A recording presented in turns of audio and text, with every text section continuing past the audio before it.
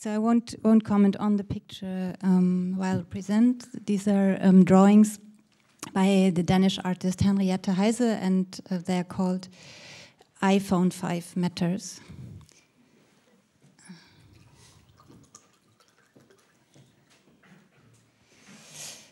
So I refuse to take this headset, so let's see if I can handle the microphone. First, I want to point to one specific dimension of reading, that is quoting, that is referencing. Because it is particular people who wrote the texts I read, quote, refer to. In this case, an essay, a poem in an email, a performance, and a published conversation. My choice may be arbitrary and provisionary, though not random.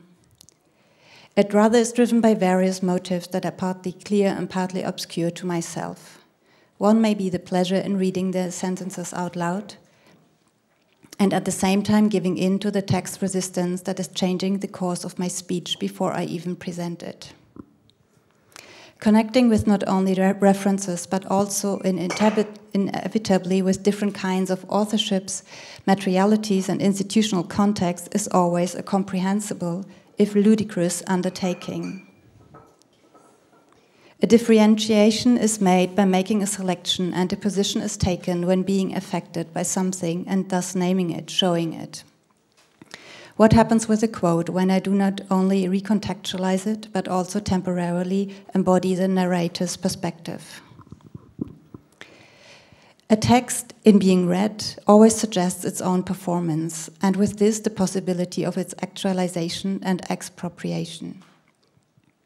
When you consider writing from the perspective of reading, the most difficult element to account for is the voice. The voice is performative, it rewrites the text, it engenders its own presence, and in doing so, it takes a stance towards the time of its writing that is both productive and distanced.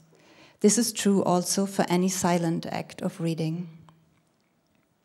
The performative moment, perhaps in the sense of a rupture, an inversive twist, or just a fact of presentness, takes place at very different stages in the relationship between text, writer, and reader. I will try to look at some of them. Many contemporary writers use the literary artistic practice to react to the tension created between, on the one hand, the constant, ever-generating, silently scrolling flow of text that appears on monitors, displays, and in publications that shapes our knowledge, production, friendships, and organization of everyday life. And on the other hand, the need for temporary gatherings in the same space, the need to act out and consolidate text through speech, to connect words with bodies. And yet, these rediscovered ties between poetry and performance, with all the pop cultural, activist, and academic considerations that the format of live speech suggests, are not merely symptomatic of a tendency towards a greater sense of immediacy. There is not necessarily more or less of the self involved here. Instead, the more interesting question is how contemporary performances of language as well as subjectivity are being approached, and how this presumes a critical relationship towards the role of spectator and reader, whose involvement consists of receiving the event from a perspective that, while separated from the performer, is nevertheless not passive.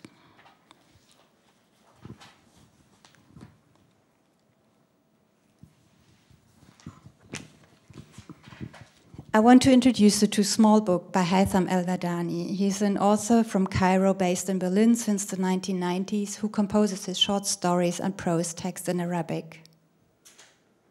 The book, How to Disappear, is an investigation of the auditory by way of instruction manual form. The chapters are entitled How to Change Your Frequency, How to Join a Group, or How to Find Meaning in That Time. The third section, How to Listen to Your Inner Voice, was very helpful to me to untangle the various implications of reading silently versus reading aloud. Over the course of these exercises, the author develops the idea of understanding the inner reader, which is at once both atemporal and disembodied, as more than just a contemplative and self-immanent act that runs risk to appropriate the specific context and inflection of a text for itself. I want to repeat a longer passage, but we'll leave out some points in between, and I thought I read the longer passage at a different place. 1. Undertake a number of reading sessions. 2. In the first session, read what you like in the field of history. Let it be Roads and Kingdoms by Ibn Hakal.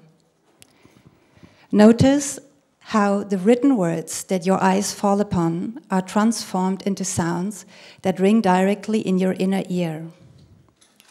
Note also how this voice reciting words within you is connected to the degree of your concentration.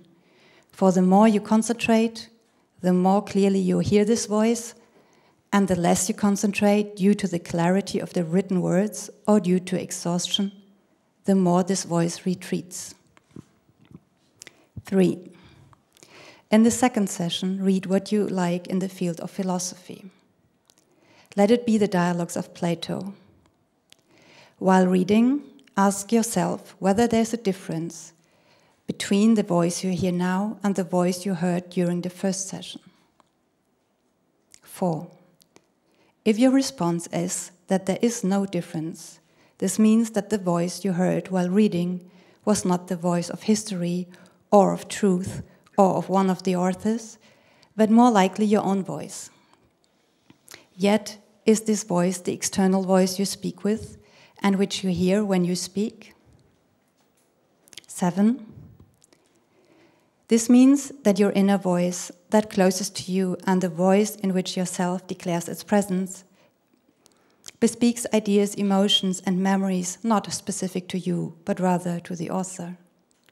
Contemplate the fact that your inner voice at this moment is nothing more than the voices of others that have become part of you. For all these thoughts, emotions, and external words that your body has not experienced have now been transferred within you and blended with your being.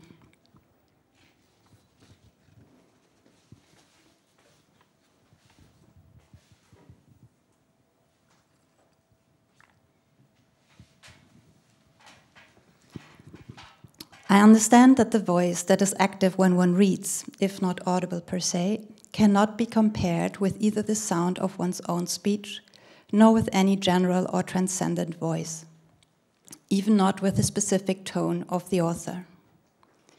And I understand that this silently reading voice isn't one's own possession. It cannot claim ownership over, nor yield to, other people's text.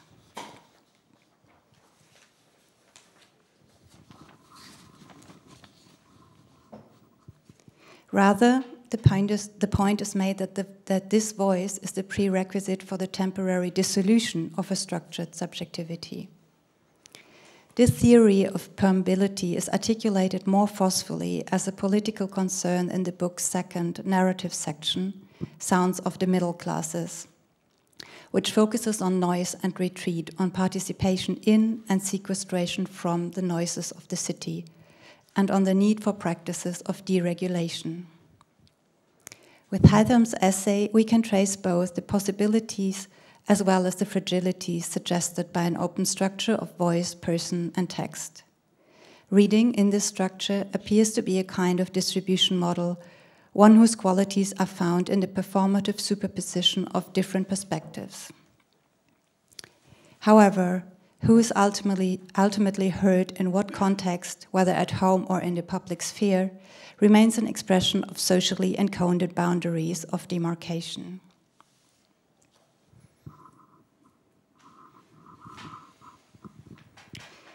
At this year's Forum Expanded, that is the artistic section of the Berlinale Film Festival, Haytham was invited to give a reading from The Hanging Garden of Sleep, his poetic investigation of sleep as a form of withdrawal and transformation.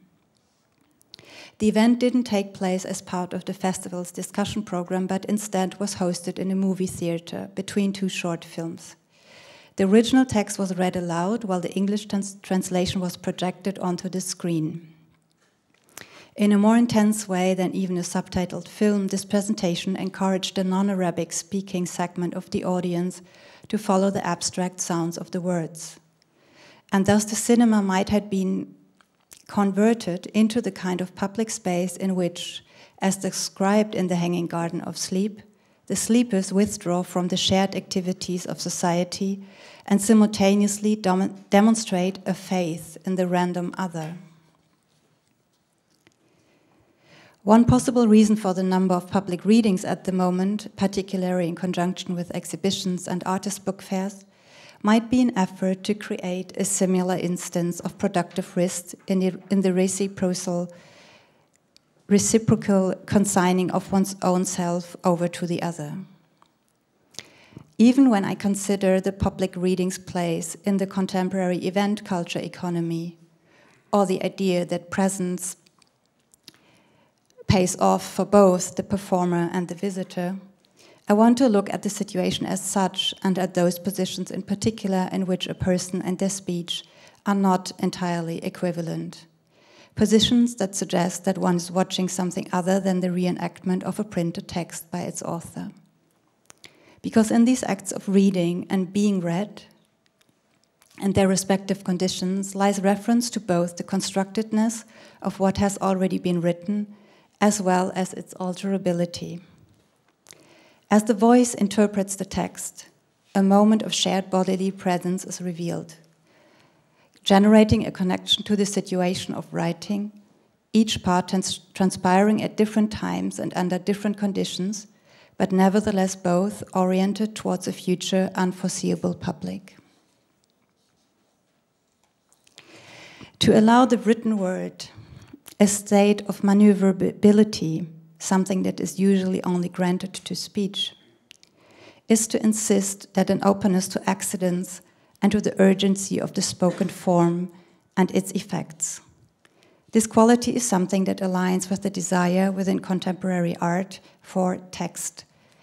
Speaking in a language that some sector of the audience or the reader him herself may not fully understand, reading at times repetitiously, extremely fast or very slow, or using technical devices that delay one's speech. These are all possible formal variations that simultaneously mark disconnections. They are not strategies of mystification. Instead, they convey the vulnerable and unstable correlations between person, voice, and text in relation to the public. The musical rhythm of writers reading their texts may highlight the compositional qualities and their specific relationship to spoken language. And also in written literature, this development can be identified within poems and prose texts that carry the provisionality and constructedness of what has been written.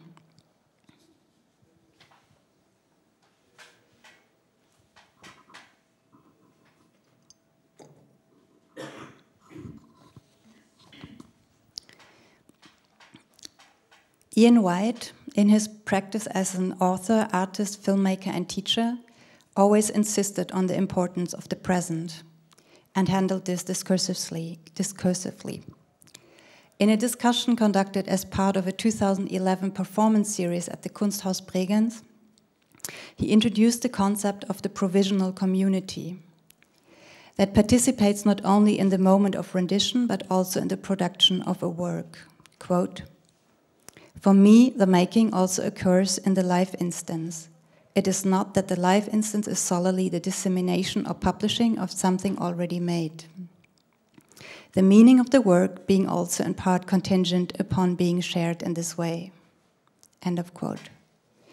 The artist Emma Haddich suggested in the same conversation that within this tension, the provisional can accumulate, and using this as performer, one can be able to have a temporary moment that people understand as temporary, she said.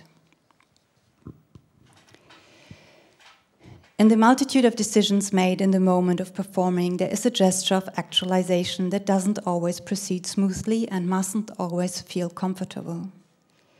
Because the viewer not only projects an experience of productive participation, but at the same time a revocation of presence, a separation from what is being acted out.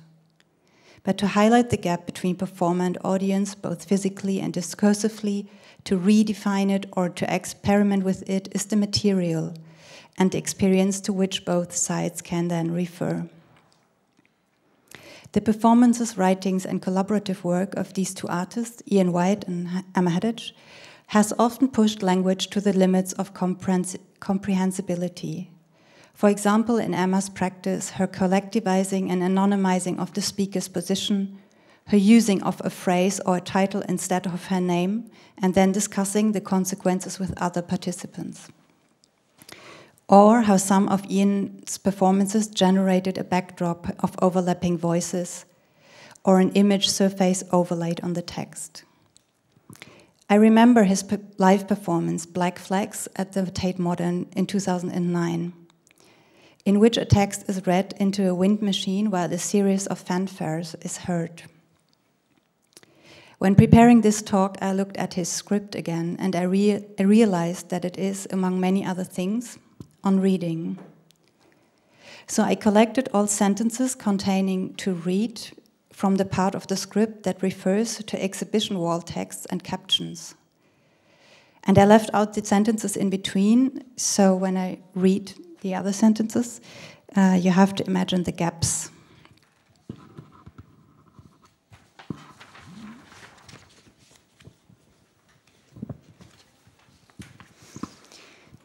People want information from these texts.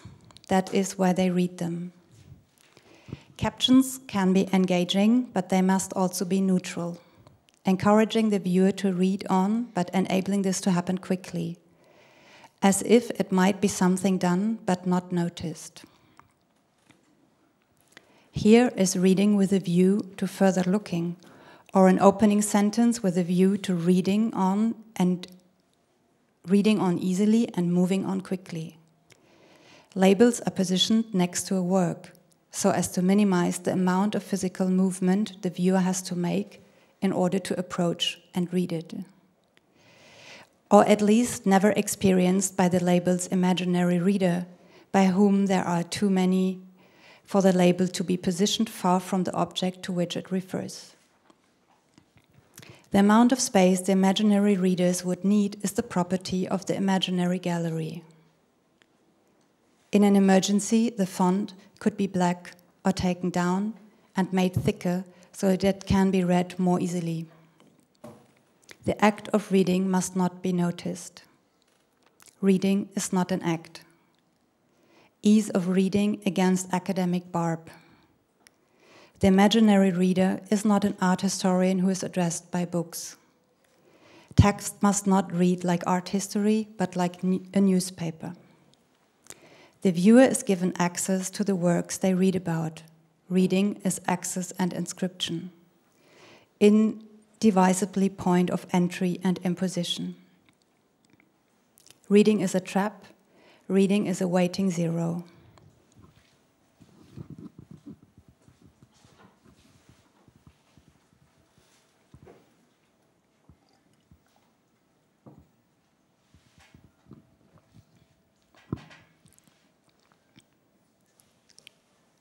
All three artists that I mentioned here play with a form of incompleteness paired with simultaneous presence, one that refuses to lightly absolve the audience of its responsibility to be an active listening body. And they provoke a poetics of attention for specific situations. Attention to the fragile dynamics between those who speak and those who listen. Attention to bodily postures and distribution of space. To the politics of exclusion by institutions and by groups of friends. Attention to the feelings that emerge and to the different experiences that are opened up in this provisional community, not least depending on the class, race, and gender attributions that, whether openly or covertly, are being projected onto a person.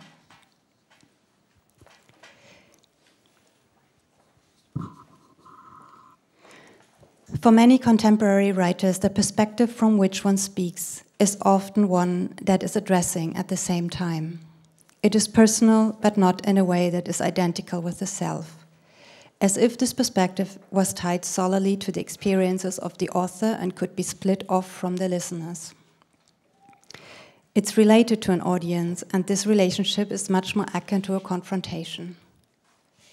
This also suggests to be a reaction to the crisis of first-person narratives, or at least the need for them to be recalibrated in a way that defies the logic of a merely narcissistic or ahistorical claim to one's own narration and its appropriation as material for others to spectate.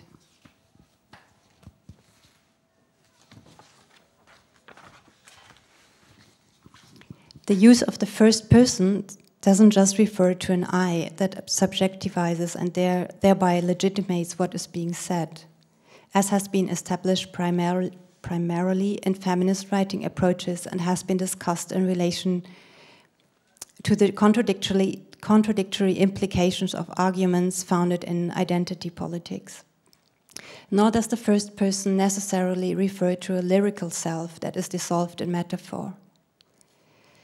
The difference perhaps lies in what one could term the object-like quality of this perspective. The writer or performer does not only speak, but also points to themselves, as well as to the context of their speech. And it may be these two poles that create a particular tension. The realization that someone appears on stage or in their text, and yet at the same time they remain the object of their artistic and literary work and thus barred from being easily addressable or even identifiable. If the author becomes present in the actual staging or in the constructedness of their writing, another space to negotiate is opened up in the visible and audible differences between text and speaker. In this kind of presentness, the possibility indeed exists of fetishizing the reader. But it also serves to materialize the performance as well as the text, and incorporate them into the artistic work. Knowing that both the pronouns and the person performing them can be exchanged provokes a form of presentation that complicates this process, so long as the reading voice insists on the nowness of the concrete situation, as provisional as it very well may be.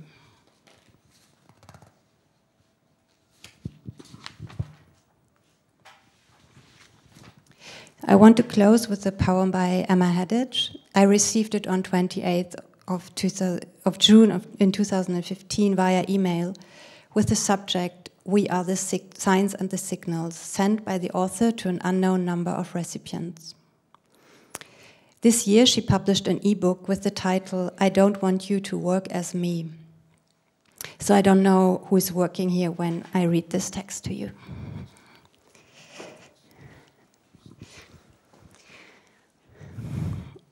The image description brings force, recognition, free excitement, a coinciding with themselves, not the way of looking or how they look, with an inbuilt mechanism of understanding codes, signs, or familiarity. The image description, a reading, imagining image, the image of our being, near to each other is just an image. It is, however generative, trusting a signal. The also but not only communal, small words, and on, of, a, it, the is. Not being, one place over another, but that defies previous understanding and questions inclusions. What is the category? Who are these people? Who decides who goes where? Attraction to not knowing, not immediately recognized by one demographic, because this is, cannot be, was never, never should be. The language. This is temporal, but not a test, a condition. The death that keeps alive. And an imaginary that we are talking about, not this or that person, not chosen because of. Your arm around me, an object that matters, is the material. Let live the night, every life. Thank you.